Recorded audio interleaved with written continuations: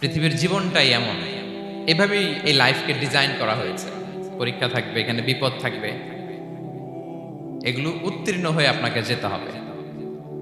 চিরসুখ চির শান্তি এটাই পৃথিবীতে হয় না।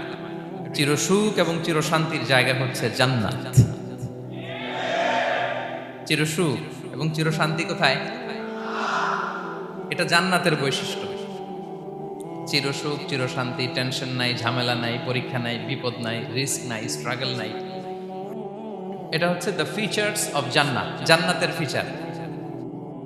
কিন্তু সমস্যা বাদে তখন যখন জান্নাতের ফিচার আমরা দুনিয়ায় খুঁজি, যেটা পাবো আমরা জান্নাতে, এটা খুঁজি কোথায়? এই তখনই সমস্যা বাদে।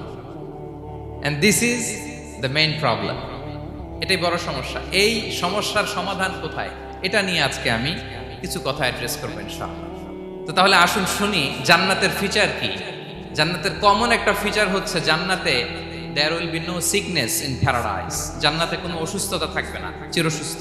সুবহানাল্লাহ পড়েন। চিরসুস্থ চির সবল, কেউ অসুস্থ হবে না জান্নাতে। জান্নাত হবে অ্যান্টি এইজিং, জান্নাতে বয়স বাড়বে না কারো, চির যৌবনা, চির যুবক, অ্যান্টি এজিং। আপনারা জানেন যে বর্তমান পৃথিবীতে অ্যান্টি এজিং ক্রিম পাওয়া যায় না? ক্রিম, কথা বুঝতেছেন? অ্যান্টি এজিং ক্রিম পাওয়া যায়। তারা বলে এই ক্রিম মাখলে চামড়ায় ভাঁজ পড়ে না। এটার দাম আছে কিন্তু অনেক। অ্যান্টি এজিং ক্রিম লাগায়, শ্যাম্পু ইউজ করে, অ্যান্টি এজিং অয়েল আছে, এটা দিলে নাকি চামড়ায় ভাঁজ পড়ে না। ইভেন ভারতের অনেক বড় একজন ব্যবসায়ী মুকেশ আম্বানি, নাম শুনছেন না? যে তার ছেলের বিয়ে হয়ে গেল। তো এই মুকেশ আম্বানির স্ত্রী নীতা আম্বানি, সে কিছুদিন আগে এক বটল গোল্ড ওয়াটার খেয়েছে, gold water, and it's cost $60,000। $60,000 দাম এক বোতল গোল্ড ওয়াটারের। কেন? ফর অ্যান্টি এজিং, যাতে বয়সের ছাপ গালে না থাকে। এখন বলেন, এভাবে কি আমাদের বয়সকে ধরে রাখা সম্ভব এই পৃথিবীতে? সম্ভব না, কারণ এই ফিচারটা দুনিয়ার ফিচার না, এটা জান্নাতের ফিচার। সুবহানাল্লাহ পড়েন। তাহলে জান্নাতে কেউ অসুস্থ হবে না। জান্নাত হবে চির যৌবন, চির যৌবনা। ওখানে আমরা যুবক থাকবো, প্রত্যেকে 33 বছরের যুবক যুবতী হয়ে জান্নাতে ঢুকবো। বিষ্ণু ইসলাম বলেন, আহলুল জান্নাতি জুরদা ওয়া মুরদা ওয়া আবনাউ সালাসিন ওয়া সালাসিন। জান্নাতে যারা যাবে শুভ্র দাড়িবিহীন, প্রত্যেকে হবে 33 বছর বয়সের। ওই যে 33 বছর বয়সে একবার ঢুকলেন, আর বয়স বাড়বে না, ওইটাই চিরকাল ওই বয়স পাবে। জান্নাতের আরেকটা ফিচার হচ্ছে নো ফ্রাস্ট্রেশন, কোনো চিন্তা নাই, দুশ্চিন্তা নাই, হাইপার টেনশন নাই, সজীব প্রাণবন্ত। সুবহানাল্লাহ। জান্নাতের আরেকটা ফিচার হচ্ছে there is no expiry date in জান্নাত। এক্সপায়ারি ডেট আছে? জান্নাতে যে ঢুকবো 7 দিনের জন্য চেক ইন, নাকি? চেক ইন কয় দিনের জন্য? 7 দিন, 10 দিন পরে চেক আউট করে ফেলবে, এরকম? নো এক্সপায়ারি ডেট, আজীবন। একবার এন্ট্রি পেলে বের হওয়ার টেনশন নাই। আল্লাহু আকবার। তাহলে no expiry date, rather it's eternal, আজীবন থাকবেন, খালিদিনা ফিহা, চিরকাল থাকবেন। এবং জান্নাতের সবচাইতে গুরুত্বপূর্ণ ফিচার হচ্ছে there will be no death in জান্নাত। জান্নাতে আপনার আর মৃত্যু হবে না, মৃত্যুর বিদায় হবে। তার মানে আপনি অমর হবেন। তাহলে আপনি চির সুস্থ চির সবল হবেন জান্নাতে, চির যুবক থাকবেন, প্রাণবন্ত থাকবেন, আপনি অমর হবেন, আপনি জান্নাতে মরবেন না। জান্নাতীরা যখন জান্নাতে যাবে, ফেরেশতারা ডেকে বলবে, ইয়া আহলাল জান্নাতি ইন্না লাকুম আন তাসিহু ফালা তাসকামু আবাদা। জান্নাতীরা চিরকাল সুস্থ থাকবা, অসুস্থ হবা না। ইন্না লাকুম আন তাশিব্বু ফালা তাহরামু আবাদা, তোমরা শাবাব থাকবা, বুড়া হবা না। ওয়া ইন্না লাকুম আন তাহইয়াউ ফালা তামুতু আবাদা, চিরকাল বেঁচে থাকবা, মরবা না। এবং সেদিন জান্নাতে মৃত্যু দেয়া হবে, মৃত্যু দেয়া হবে।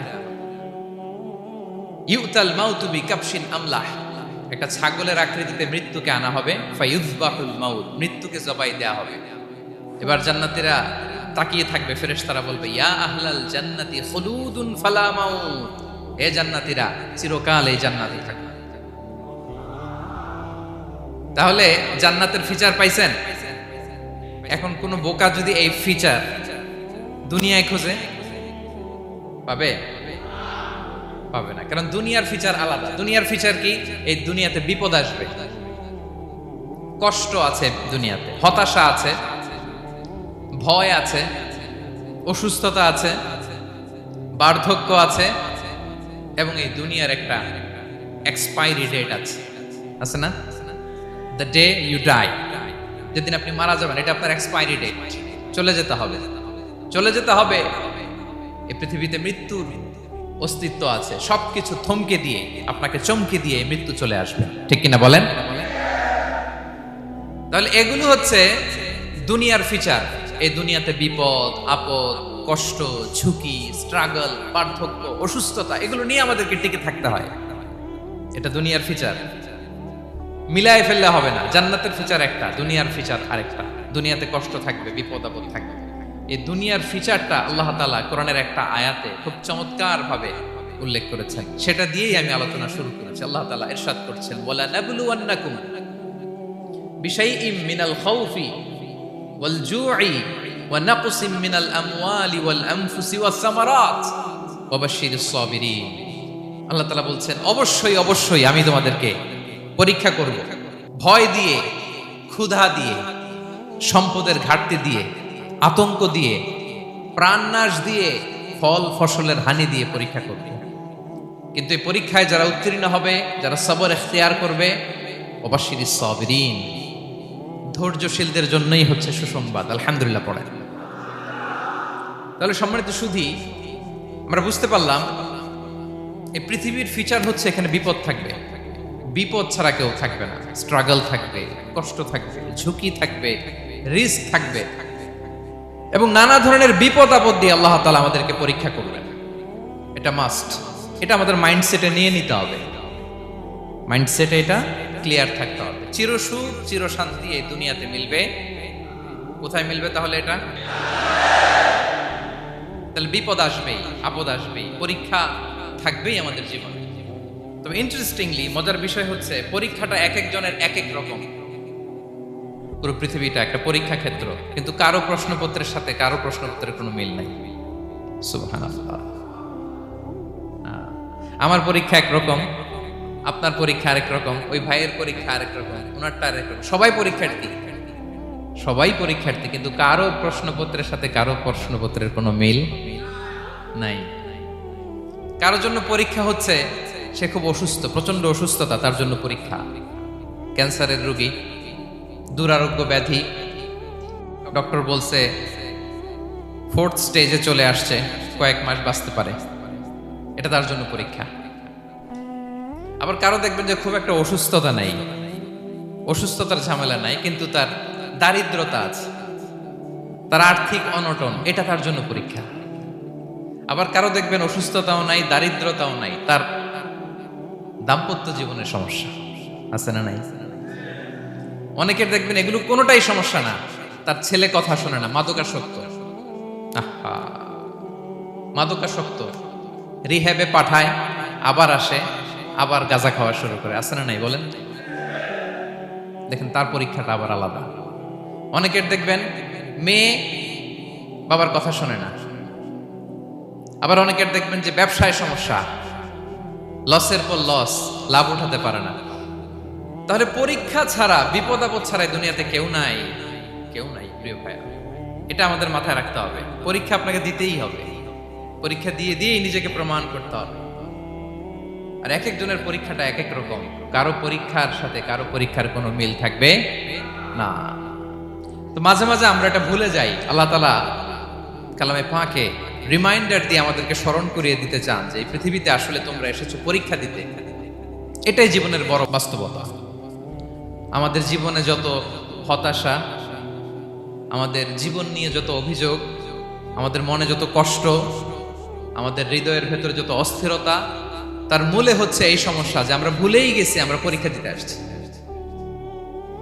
এটা যদি ভুলে না যান, এটা যদি আপনার মাইন্ডসেটে থাকে যে পুরো জীবনটা একটা পরীক্ষা, তাহলে দেখবেন কোনো কিছু আপনাকে কাবু করতে পারবে না। আপনি হতাশ হবেন না, জীবন নিয়ে আর অভিযোগ থাকবে না, আপনি ভেঙে পড়বেন না, সব অভিযোগ হতাশা দূর হয়ে যাবে। তার মানে বুঝতে পারলাম পরীক্ষা আপনাকে দিতেই হবে। পরীক্ষা দেয়া ছাড়া এই পৃথিবী থেকে চলে যাওয়ার কোনো চান্স বা সুযোগ আমাদের কারো নেই। সূরাতুল আনকাবুতে আল্লাহ তাআলা এই কথাটা আরো চমৎকার ভাবে বলেছেন। আল্লাহ তাআলা ইরশাদ করছেন, আহাসিবান নাসু আইয়ুতরাকু আইয়াকুলু আমান্না ওয়া হুম লা ইফতানুন ওয়ালাকাদ ফাতান্নাল্লাযীনা মিন ক্বাবলিহিম ফালা ইয়া'লামান্নাল্লাহু আল্লাযীনা সাদাকু ওয়ালা ইয়া'লামান্নাল কাযিবিন। আল্লাহ বলেন, মানুষ কি ভেবেছে সে শুধু বলবে আমি ঈমানদার আর তাকে আমি জান্নাতে ঢুকাই দিব? না, কখনো না, কশিনকালেও না। বরং পূর্ববর্তীকালে যারা পৃথিবীতে এসেছিল তাদেরকে আমি পরীক্ষা নিয়েছি, পরীক্ষা করেছি, এবং তাকেও ঈমানের প্রশ্নে সে সত্যবাদী না মিথ্যাবাদী পরীক্ষা দিয়ে দিয়ে নিজেকে প্রমাণ করতে হবে। ঠিক কিনা বলেন? পরীক্ষা দিয়ে আপনাকে প্রমাণ করতে হবে। এবং এই পরীক্ষার ব্যাপারটা, এটা যে শুধু আমরা সাধারণ মানুষ আমাদের জীবনে দুঃখ বিপদ পরীক্ষা এমনটা না। এই পৃথিবীর সবচাইতে শ্রেষ্ঠ মানুষ যারা ছিলেন তাদেরকে আল্লাহ পরীক্ষা নিয়েছেন। বলেন তো এই পৃথিবীতে সবচাইতে শ্রেষ্ঠতম মানুষ কারা? সবচাইতে শ্রেষ্ঠ ভালো মানুষ কারা ছিল পৃথিবীতে? বলেন তো নবীরা। আওয়াজ করে বলেন তো কারা? তো বলেন তো নবীদের জীবনে পরীক্ষা ছিল কি ছিল না? হ্যাঁ ছিল। বেশি না কম? বিষ্ণু ইসলামকে জিজ্ঞাসা করা হলো, আইয়ুন নাসি আশাদ্দু বালাআন ইয়া রাসূলুল্লাহ, হে আল্লাহর রাসূল এই পৃথিবীতে কাদের জীবনে পরীক্ষা বেশি? বিষ্ণু ইসলাম বললেন, আল আম্বিয়া, নবীদের জীবনে। আল আম্বিয়া সুম্মাল আমসাল ফাল আমসাল, সবচাইতে জীবনে পরীক্ষার সম্মুখীন সবচাইতে বেশি হয়েছেন নবীরা। তারপরে নবীদের পরবর্তী অবস্থান যাদের, সিদ্দিকিন যারা, সোহাদা যারা, সলিহিন যারা, আল্লাহওয়ালা যারা, তাদের জীবনে পরীক্ষা বেশি। ইউবতালার রাজুলু আলা হাসাবি দীনি, ব্যক্তির দিনদারি যত বেশি তার জীবনে আল্লাহর পরীক্ষাও তত বেশি। আপনি আল্লাহওয়ালা হবেন, আপনার জীবনে পরীক্ষাও অনেক বেশি। এজন্য ইমানদার হওয়া যেমনি মর্যাদার, ইমানদারের জীবনে পরীক্ষাও হবে অনেক বেশি। এবং পরীক্ষা যত বড়, খেয়াল রাখতে হবে, মন খারাপ করার কোনো সুযোগ নেই। পরীক্ষা যার জীবনে যত বড়, সেটাতে সফল হতে পারলে ওটার প্রতিদানও বড়। পরীক্ষা যত বড়, এটাতে সাকসেস হইতে পারলে এটার রিওয়ার্ডও তত বড়। বিষ্ণু ইসলাম বলেন, ইযামুল জাযাই মাআ ইযামিল বালা, বালা যত বড় জাযাও তত বড়, প্রতিদানও তত বড়। আপনারা নবীদের জীবনে যদি খেয়াল করেন দেখবেন, যেই নবীর জীবনে পরীক্ষা যত বেশি সেই নবীর জীবনে সফলতাও তত বেশি। সাইয়েদনা ইব্রাহিম আলাইহিস সালামের কথাটা একটু খেয়াল করেন তো, বলেন তো ওনার জীবনে পরীক্ষা কেমন ছিল? বেশি না কম? ওনার জীবনের পরীক্ষা থেকেই তো আমরা এই শব্দটা ব্যবহার করি। আমরা বলি অগ্নি পরীক্ষা। কি বলি? মানে আগুনে নিক্ষেপ করা হয়েছে সাইয়েদনা ইব্রাহিম আলাইহিস সালামকে। তাও স্বাভাবিকভাবে না, উলঙ্গ করে, ন্যাকেট করে ওনাকে অপমানিত করবার জন্য ওনার গায়ের জামা কাপড় খুলে উলঙ্গ অবস্থায় আল্লাহর খলিল সাইয়েদনা ইব্রাহিম আলাইহিস সালামকে অগ্নিকুণ্ডে নিক্ষেপ করা হয়েছিল। এরকম এক্সপেরিয়েন্স এই অডিটোরিয়ামের ভেতরে আমাদের কখনো হয়েছে? তাইলে সাধারণ মানুষের জীবনের পরীক্ষা আর নবীদের জীবনের পরীক্ষার মধ্যে পার্থক্য আছে না নাই? ওই পরীক্ষায় উনি পাশ করে ফেললেন। 86 বছর পর্যন্ত আল্লাহর কাছে দোয়া করলেন, আল্লাহ আমাকে একটা নেককার সন্তান দাও। আল্লাহ সন্তান দেয় না। 86 বছর পরে আল্লাহ তাআলা সাইয়েদনা ইব্রাহিম আলাইহিস সালাম এবং হাজারের ঘরকে উজালা করে সন্তান দিলেন। সাইয়েদনা ইসমাঈল আলাইহিস সালাম পৃথিবীতে আসলেন। কত বছর বয়সে? 86 বছর বয়সের এখানে কেউ আছেন? হ্যাঁ, আছি আমরা? কেউ নাই। 86 বছর বয়সে প্রথম সন্তান পেয়েছে। তাদের ঘরকে উজালা করে আল্লাহর নবী সাইয়েদনা ইসমাঈল আলাইহিস সালাম আসলেন।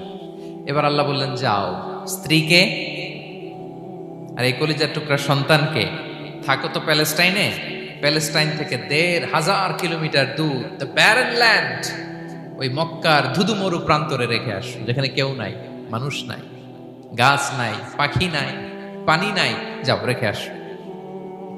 আচ্ছা বলেন তো, ৮৬ বছর পরে যে লোকটা সন্তান পেল, বুঝে শুনে উত্তর দিয়েন, ৮৬ বছর পরে যে লোকটাকে আল্লাহ তাআলা সন্তান দিল, তার হৃদয়ে ওই সন্তানের জন্য মায়া বেশি না কম? আহা, এমনি তো আমাদের প্রথম সন্তান আমাদের প্রথম সন্তানের হিস্ট্রিটা একটু খেয়াল করেন তো। প্রথম আমাদের যে মেয়ে হয়েছিল বা যাদের ছেলে হয়েছিল, তার প্রতি আদর, সোহাগ, দরদ, ভালোবাসা, আল্লাহ কত ছিল।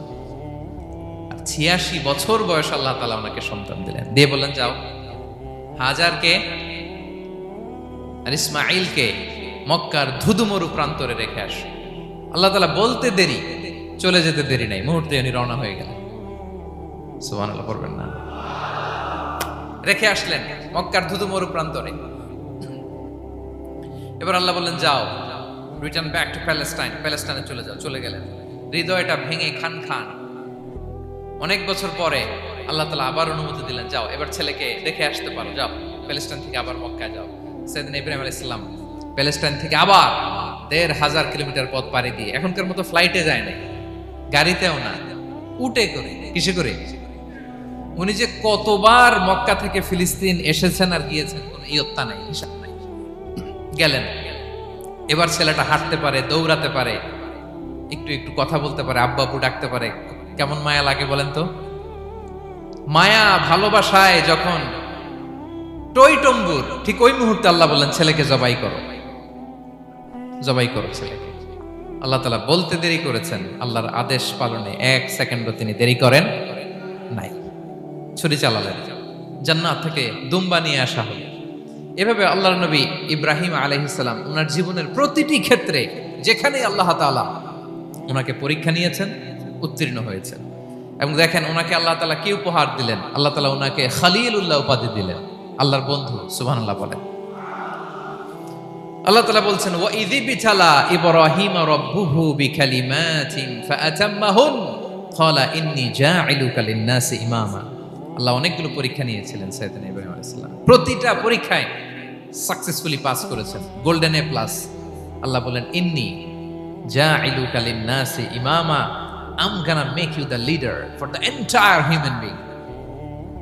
I'm gonna appoint you as a leader for the entire universe.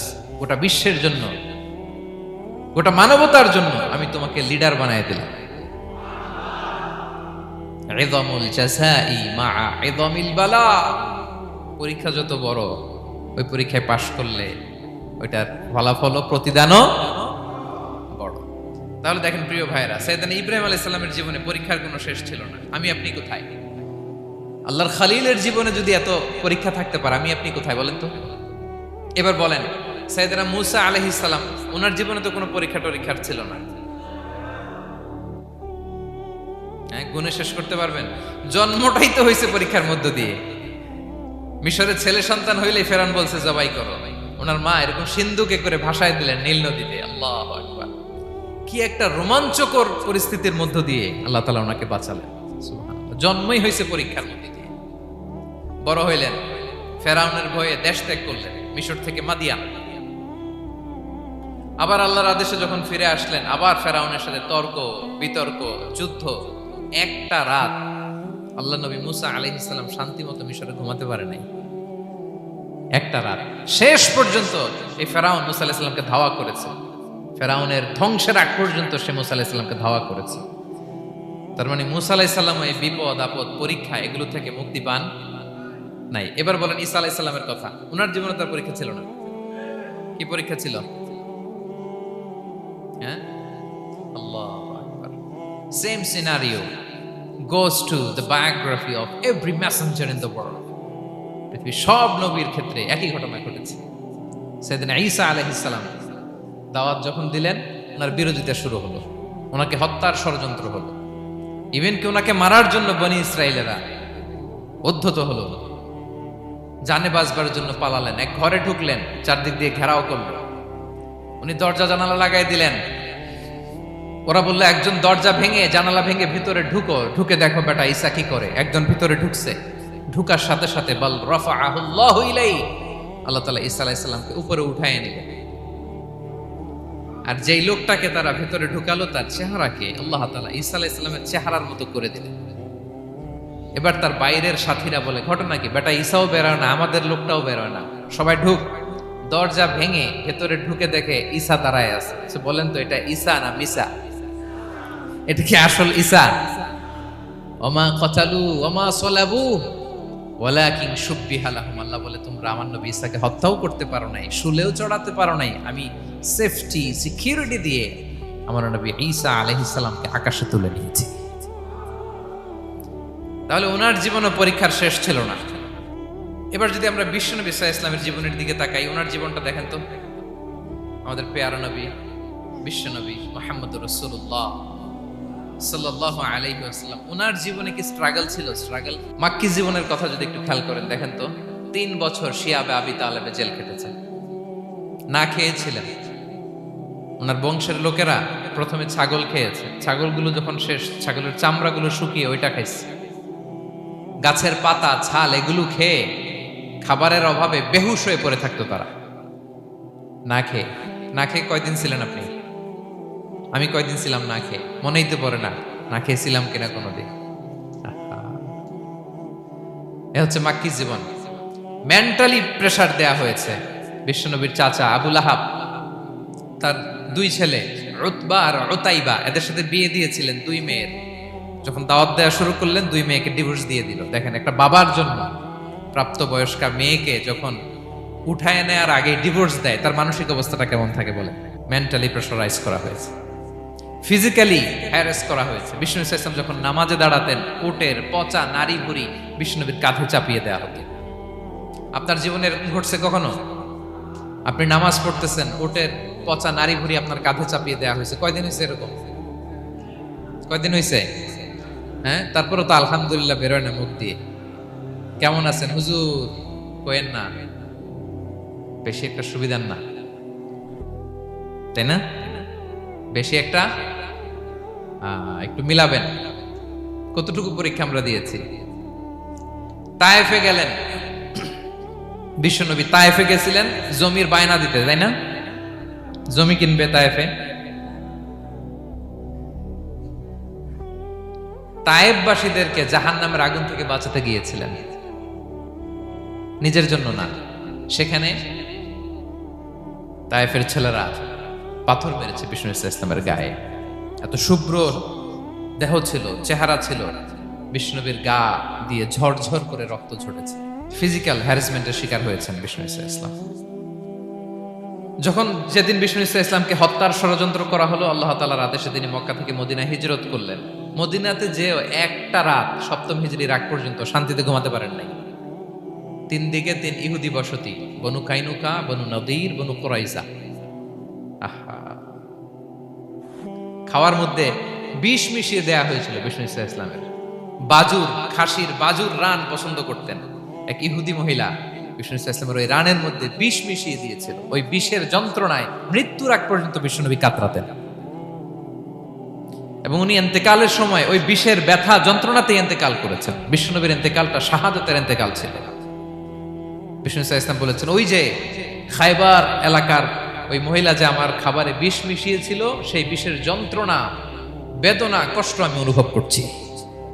খেয়ে না খেয়ে দিন প্রচারের কাজে নিজেকে দিয়েছ বিলিয়ে, তায়েফের কাফিরেরা চিনল না সে আলো, দুষ্ট ছেলেদের পিছু দিল লেলিয়ে, পাথরের আঘাতে ক্ষত বিক্ষত হয়ে সারা শরীর থেকে রক্ত ঝরে।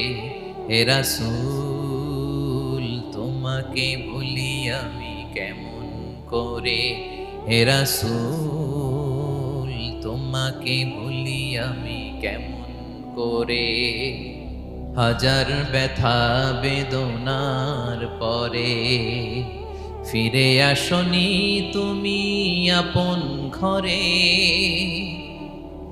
দিনের আলো তুমি ছড়িয়ে দিতে চলে গেলে মদিনায় মক্কা ছেড়ে।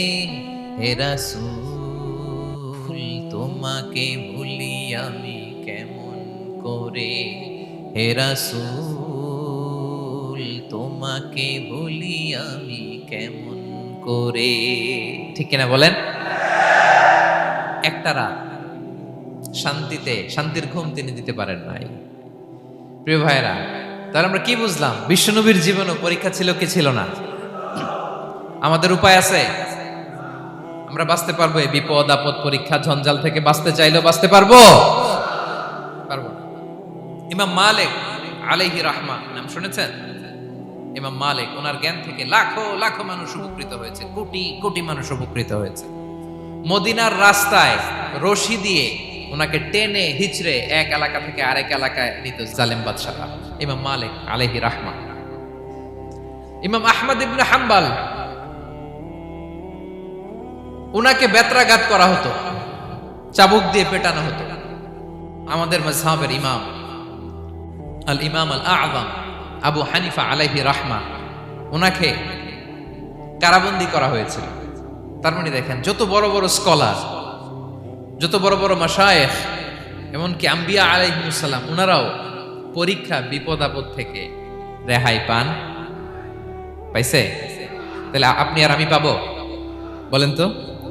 তাহলে এটা আমাদের ব্রেইনে গেঁথে নিতে হবে যে জীবন মানেই এখানে বিপদ থাকবে, পরীক্ষা থাকবে, স্ট্রাগল করে করে আমাকে আগাতে হবে। কেউ আমার জন্য রেড কার্পেট বিছিয়ে রাখবে না। এই জীবনটা বড় জটিল। This is life, how it's design. এভাবেই পৃথিবীকে ডিজাইন করা হয়েছে। এখানে বিপদ আছে, কষ্ট আছে। এই পরীক্ষা দিয়ে দিয়ে আপনাকে উত্তীর্ণ হতে হবে। বুঝতে পেরেছেন প্রিয় ভাইরা? নাও দ্য কোশ্চেন আরাইজেস, এখন প্রশ্ন হচ্ছে কেন আল্লাহ এই পরীক্ষা নেন? কেন? আল্লাহ তাআলা সূরা মুলকে বলেছেন এই পৃথিবী সাজানোর, এই জীবন মৃত্যুর এই খেলা, এটার উদ্দেশ্যটাকে আল্লাহ তাআলা স্পষ্ট করে বলেছেন। আল্লাযী খালাকাল মাউতা ওয়াল হায়াতা লিয়াবলুয়াকুম আইয়ুকুম আহসানু আমালা। জীবন মৃত্যু দিয়ে তোমাদের জীবনকে সাজানো হয়েছে এজন্য, যাতে করে তিনি তোমাদের পরীক্ষা করতে পারেন। কি করতে পারেন? তোমাদের মধ্যে কে সৎকর্মে অগ্রগামী, কে কাজে ভালো, আমলে ভালো, এটা দেখার জন্য। বেসিকলি আল্লাহর দেখার প্রয়োজন নাই, আমাদেরকে দেখানোর জন্য এই পরীক্ষার আয়োজন। আমি ভালো করবো না খারাপ করবো এটা আল্লাহ জানে না? তো ওনার পরীক্ষা করা লাগে কেন? কথা বলেন। আমি জান্নাতি না জাহান্নামী এটা আল্লাহ জানেন না? বেসিকলি আমাদেরকে জানানোর জন্য এই পরীক্ষার আয়োজন। কাদেরকে জানানোর জন্য? মানে তুমি জেনে যাও তুমি জান্নাতি না জাহান্নামী। আমি ভালো করেই জানি। একটা ছোট্ট উদাহরণ দিলে বুঝতে পারবেন প্রিয় ভাইয়েরা। ধরেন আল্লাহ তাআলা দুইজনকে সৃষ্টি করলেন। উদাহরণস্বরূপ একজনের নাম আব্দুল্লাহ, আরেকজনের নাম আব্দুর রহমান। সৃষ্টির পরে আব্দুল্লাহকে বললেন, আব্দুল্লাহ, আমি জানি তুমি পৃথিবীতে 50 বছর হায়াত পাইতা, খুব ভালো কাজ করতে, তুমি দুনিয়াতে অনেক ভালো কাজ করতে, এটা আমি আগেই জানি। আমার অসীম জ্ঞান বলে আমি আগে থেকেই জানি। তো যাও, তোমার এইমাত্র সৃষ্টি করলাম, যাও তুমি জান্নাতে ঢুকে যাও, কারণ আমি জানি তুমি জান্নাতি হবে। আচ্ছা, আর আব্দুর রহমান, তুমি পৃথিবীতে খুব খারাপ কাজ করতে, এটা আমি জানতাম। তোমারে পাঠাইলে খারাপ কাজ করবা, তুমি সীমা লঙ্ঘন করবা, অন্যায় করবা, অপরাধ করবা, তুমি জাহান্নামী হবা। যাও, যেহেতু আমি জানি পরীক্ষার আর দরকার নেই, তোমারে জাহান্নাম দিয়ে দিলাম, যাও ঢুকে যাও।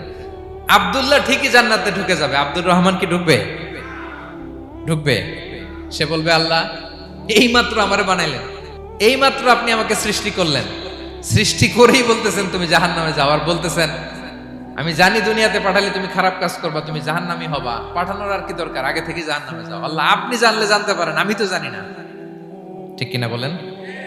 সে বলবে, না আল্লাহ আপনি ভুল বলতেছেন, এই দুনিয়াতে পাঠাইলে আমি খুব ভালো কাজ করতাম, আমি সীমা লঙ্ঘন করতাম না, নামাজ পড়তাম, রোজা রাখতাম, হজ করতাম, যাকাত দিতাম, সাদাকা করতাম, চ্যারিটি করতাম, জনকল্যাণকর সব ভালো কাজগুলো আল্লাহ আমি করতাম।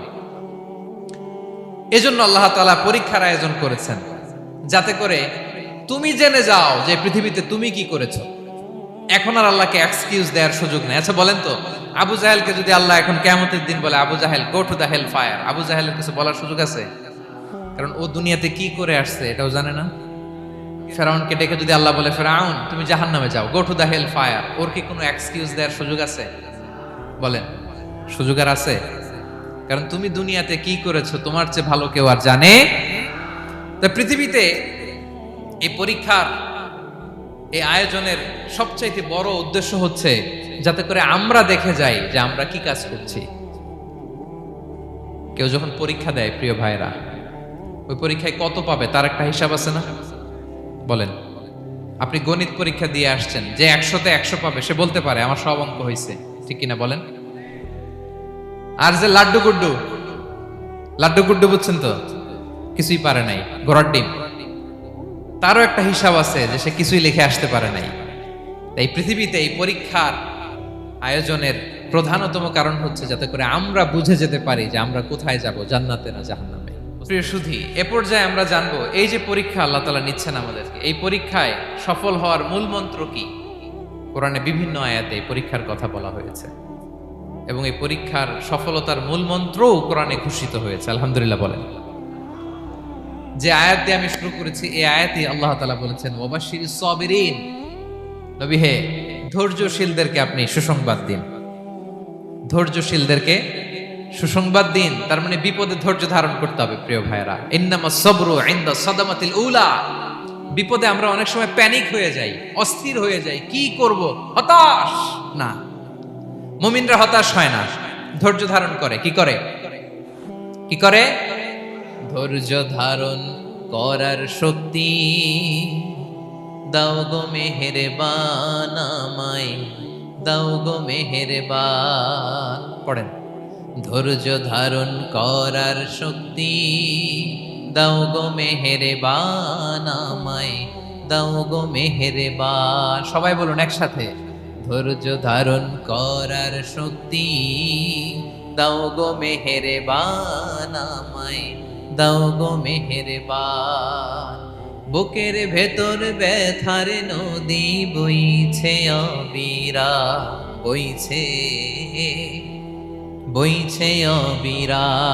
পড়ুন, ধৈর্য ধারণ করার শক্তি দাও গো মেহেরবান আমায়, দাও গো মেহেরবান। পড়েন আমিন। আল্লাহ যেন বিপদে আমাদেরকে ধৈর্য ধারণ করার তৌফিক দান করে। প্রিয় ভাইয়েরা, ধৈর্য এটা এমন একটা গাছ যে গাছের সারা গায়ে কাটা, কিন্তু এই গাছের ফলটা বড় সুস্বাদু। আই রিপিট, আমি আবার বলছি, ধৈর্য এটা এমন একটা গাছ যে গাছের সারা গায়ে কাটা, কিন্তু ফলটা বড় মিষ্টি, ফলটা বড় সুস্বাদু। সবাই ধৈর্য ধারণ করতে পারে না। বিষ্ণু ইসলামকে আল্লাহ তাআলা নানা সময় আশ্বস্ত করেছেন, সান্ত্বনা দিয়েছেন আর ধৈর্যের বাণী শুনিয়েছেন। আল্লাহ বলেন ফাসবির কামা সবারা উলুল আজমি মিনার রসুল, নবী হে আপনার আগে দৃঢ় প্রত্যয়ী নবীরা যেরকম ধৈর্য ধারণ করেছে আপনিও ধৈর্য ধারণ করুন। সূরাতুল মুজাম্মিল আল্লাহ তাআলা বলছেন ওয়াসবির আলা মা ইয়াকুলুনা ওয়াহজুরহুম হাজরান জামিলা, ওরা যাই বলুক আপনি ধৈর্য ধারণ করুন, ওদের কথাকে ইগনোর করুন। Just ignore what they are saying to you, যা বলে আপনি জাস্ট ইগনোর করেন। ওরা বিষ্ণু ঈসা ইসলামের মনোবলকে ভেঙে দেওয়ার জন্য কখনো বিষ্ণু ঈসা ইসলামকে কবি বলে গালি দিত। কবি কি বলতো? শায়ের। কখনো বলতো মজনুন, পাগল। নাউজুবিল্লাহ পড়বেন না? পাগল বলে গালি দিত। মাঝে মাঝে বলতো কাহিন, গণক। মাঝে মাঝে বিষ্ণু ঈসা ইসলামকে তারা বলতো আবতার, লেস কাটা। মুহাম্মদ তোমার ছেলে নাই, তোমার বংশ নির্বংশ হয়ে গেছে, তোমার নাম নেয়ার মতো কেউ নাই। আহা, কপাল পোড়া। গোটা বিশ্বব্যাপী বিষ্ণু ঈসা ইসলামের সুনাম সুখ্যাতি ছড়িয়ে দিয়েছে কে? আকাশ বাতাস মাড়িয়ে, সাত আকাশ ছাড়িয়ে আল্লাহর আরশ পর্যন্ত আল্লাহ তাআলা বিষ্ণু নবীর সুনাম সুখ্যাতিকে সৌচ্চ করেছেন। ঠিক কিনা বলেন? ইগনোর করুন। আপনাকে কবি বলে, গণক বলে, আপনাকে পাগল বলে, আপনাকে লেসকাটা বলে, জাস্ট ইগনোর দেন। বর্তমান সময়েও নানা ধরনের ট্যাগ আমাদেরকেও দেয় কি দেয় না বলেন? দেয়। আমাদেরকে কি বলে? মৌলবাদী বলে, বলে বলে ওই যে রাজাকার বলে। রাজাকার রাজাকার খেলার দিন শেষ। মন মতো হইলে মুক্তিযোদ্ধা, মন মতো না হইলে রাজাকার, এই দিন শেষ। ওই দিন আর নাই। এই কার্ড দিয়ে আর খেলার দিন নাই। এগুলো মানুষ আর খায় না এখন, এগুলো গিলে না আর। সাধারণ মানুষ বড্ড সচেতন। দেখেন, কালের বিবর্তনে, সময়ের আবর্তনে একই পরিক্রমা আমাদেরকেও ট্যাগিং করে। আমাদেরকে মৌলবাদী বলে, ব্যাকডেটেড বলে, রাজাকার বলে, জঙ্গি বলে, যুদ্ধাপরাধী বলে। আছে না এরকম? ওয়াসবির আলা মা ইয়াকুলুন, নিজের সাথে মিলায় নেন, যা বলে ধৈর্য ধারণ করো। ওয়াহজুরহুম হাজরান জামিলা, জাস্ট ইগনোর দেম, ভালোভাবে ইগনোর করেন, খালাস, সালাম দিয়ে কেটে পড়েন। তাহলে প্রিয় ভাইরা, এই বিপদ আপদ আমাদের পিছু ছাড়বে না, পিছু ছাড়বে না। নবীদের পিছু ছাড়ে নাই, আমরা কোথায়? আমরা আর কি? বিপদ আমাদেরকে ধৈর্য ধারণ করতে হবে, মনোবল হারাইলে হবে না। দেখেন বিশ্বনবী কিভাবে আপনাদেরকে সান্ত্বনা দেয়। বিশ্বনবী বলেন, আজাবান লি আমরিল মুমিন, মুমিনের ব্যাপারটা বড় আশ্চর্যজনক। ফাইন্না আমরাহু কুল্লাহু লাহু খাইর, মুমিনের জীবনে যা ঘটে সবটাই খাইর, সবটাই কল্যাণ।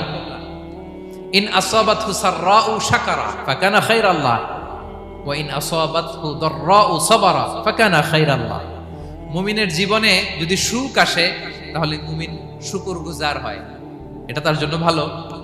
আর যদি মুমিন জীবনে দুঃখ আসে তাহলে সে সবর ইখতিয়ার করে, এটাও তার জন্য ভালো।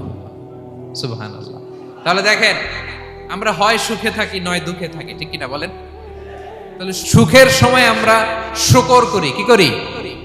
শুকরগুজার হই। শুকরিয়া করাও একটা ইবাদত, শুকরিয়া করাও কি? আর দুঃখের সময় আমরা সবর করি, সবর করাটাও একটা। তাহলে আমাদের পুরো জীবনটাই ইবাদত, পুরো জীবনটাই সুখের সময় শুকর আর দুঃখের সময় সবর। আওয়াজ করে বলেন, সুখের সময় শুকর আর দুঃখের সময়। এই দুই ইবাদত মুমিন জীবনে চলমান, কন্টিনিউয়াস, একটা উইন উইন সিচুয়েশন। কি বলেন? উইন উইন হয়ে গেল না? যেই পরিস্থিতিতেই থাকে আমাদের জন্য লাভ। আল্লাহু আকবার। তাহলে প্রিয় ভাইরা, এটাই জীবনের বাস্তবতা। সবর আমাদেরকে ইখতিয়ার করতে হবে, হতাশ হওয়া যাবে না। অনেকে আমরা অল্পতে হতাশ হই। এই যে আমরা ধৈর্য ধারণ করছি, এর ফল পাচ্ছি না? দীর্ঘ 1.5 যুগ 1.5 দশক ধরে ধৈর্য ধারণ করছেন না আপনারা? এখন মুক্তি, স্বাধীনতা, বিজয় এনে দিয়েছে কে? ধৈর্য ধারণ করুন। ধৈর্যের যে ফলাফল, এটা বড় মিষ্টি। ধৈর্য এমন একটা গাছ, এই গাছের সারা গায়ে কাটা, কিন্তু এর ফলটা বড় সুস্বাদু, এর ফলটা বড় মিষ্টি। ধৈর্য ধারণ করার অভ্যাস করতে হবে প্রিয় ভাইরা। মুমিন হতাশ হয় না, হাল ছেড়ে দেয় না। মুমিন ভরসা রাখে একজনের উপর, তিনি কে? লা তাইয়াসু মির রাউহিল্লাহ ইন্নাহু লা ইয়াইয়াসু মির রাউহিল্লাহি ইল্লাল কওমুল কাফিরুন। আল্লাহর রহ থেকে, রহম থেকে নিরাশ হয়ে যাও না। কাফির ছাড়া, অকৃতজ্ঞ ছাড়া কেউ আল্লাহর রহ থেকে, আশা থেকে নিরাশ হয় না। শয়তানের সবচেয়ে বড় মিশন হলো আমাদেরকে হতাশ বানানো, এটা খেয়াল রাখবেন। শয়তানের সবচাইতে বড় মিশন কি? আমাদেরকে হতাশ করে দেয়া। হতাশ বানাইতে পারলে সে সাকসেসফুল, খুশি। কিন্তু আমরা এত সহজে হতাশ হই না, আমরা নিরাশ হই না, আমরা বিপদে হাল ছেড়ে দেই না। আমরা ভরসা রাখি এক মহান সত্তার উপর, তিনি কে?